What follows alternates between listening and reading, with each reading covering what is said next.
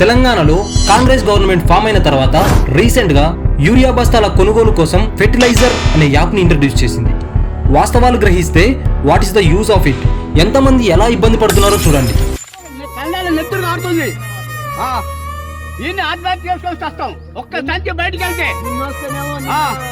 చదువు రాదు.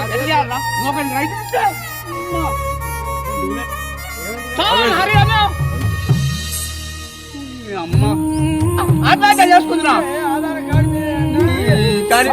నాకు చదివే రాదా? ఎట్లా రాదా? నేను ఏం చేయాలా? నేను ఇప్పుడు చదువు రాదా?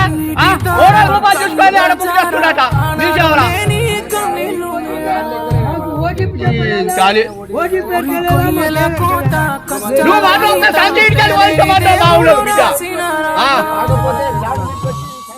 వాస్తవాలు గ్రహిస్తే what's the use of it.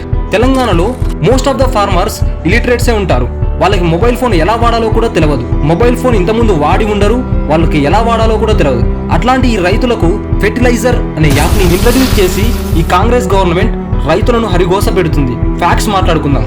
గతంలో లాగా ఫెర్టిలైజర్ షాప్ కి వెళ్తే యూరియా బస్తాలు ఇచ్చినట్టు ఇస్తే ఎలాంటి ఇబ్బంది లేకుండే. ఇప్పుడు యాప్ ఇంట్రడ్యూస్ చేసిన కానుండి రైతుల్లో ఒక ఆందోళన క్రియేట్ అయింది.